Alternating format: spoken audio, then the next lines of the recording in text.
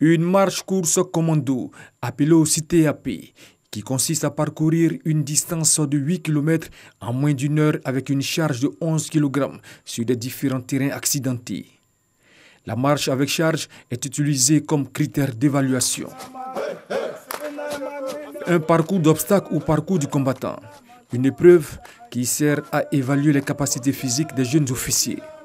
Ils doivent être endurants durant toutes les activités que le métier des armes exige.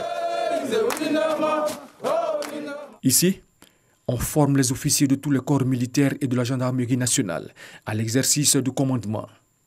Nous sommes à l'EFA, l'école des forces armées de Zambakro.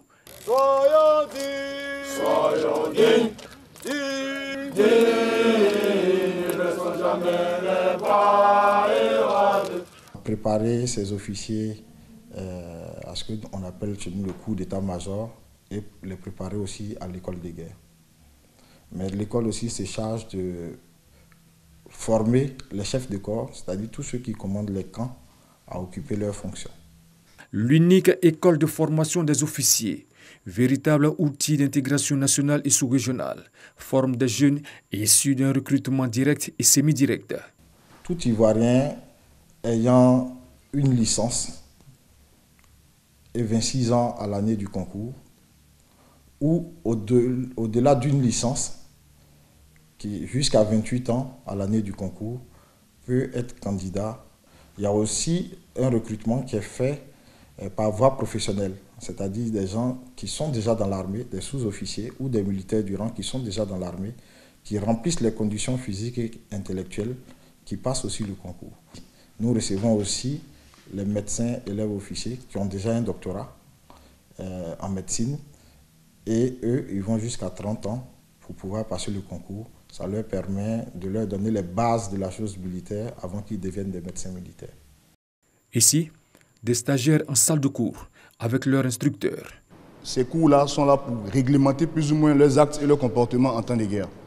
Ainsi, si nous vous les donnons à ce stade, c'est dire qu'au sortir d'ici, vous serez des hommes de guerre, vous serez des hommes et des meneurs d'hommes. Du pôle d'enseignement supérieur militaire à la formation initiale de l'officier, rien n'est négligé. La preuve, l'élite militaire bénéficie désormais de conditions idoines pour la formation opérationnelle et intellectuelle. Nous avons bénéficié d'un bâtiment pour la troupe, de la piscine, d'un campus pour les élèves officiers de deuxième année, d'un campus pour les élèves du cours d'application qui leur permet la partie hébergement et carrément les salles de cours et une partie administrative. Les meilleures conditions d'hébergement de la troupe donnent le moral pour faire un meilleur soutien à la formation des élèves. À l'EFA, les officiers sont bien formés. Ça va être des officiers qui vont être amenés à servir dans différents domaines et puis ils vont très certainement intervenir à l'international, sans doute dans le cadre de l'ONU. Nous, on s'attache à mettre en place une formation qui tire les jeunes vers le haut. Nous sommes satisfaits du niveau qu'ils ont atteint et nous pensons qu'ils pourront donner le meilleur qu'on attend d'eux. Par ailleurs, les élèves officiers ont bénéficié de stages en dehors de leur école. Un stage nautique à la base navale d'Adiaké et une formation au sol au 1er bataillon de commandos parachutistes d'Akwedo. La formation nautique, c'est pour les aguerrir, pour leur apprendre aussi les rudiments du combat en zone lagunaire. La formation au sol pour le brevet para, c'est plus pour l'aguerrissement. 3 grandes entités composent l'école des forces armées. D'abord, la division de formation des officiers chargée de la formation des élèves officiers et des médecins élèves. Nous avons donc l'aspect purement technique et tactique qui est donc tous les savoir-faire, toutes les connaissances à leur apporter pour qu'ils puissent tenir efficacement et avec compétence leur métier d'officier. Ensuite, la division d'application des officiers chargés de la formation des sous-lieutenants au cours d'application d'infanterie. Il y a le combat en jungle, il y a le combat en savane, il y a le combat en zone urbaine, il y a aussi la formation au sol. Et enfin, la division du perfectionnement des officiers chargés de la formation des lieutenants anciens et des capitaines au cours du futur commandant d'unité. Après leur formation ici, ils doivent pouvoir tenir des postes en état-major qui soient organiques ou tactiques, qui leur permettent de pouvoir interagir dans un état-major, qu'il soit national ou international. L'école des forces armées de Zambakro prépare une triple cérémonie. C'est d'abord le baptême de la 50e promotion C'est aussi la remise de galons des élèves officiers d'actifs de 2e année qui deviendront donc des sous-lieutenants.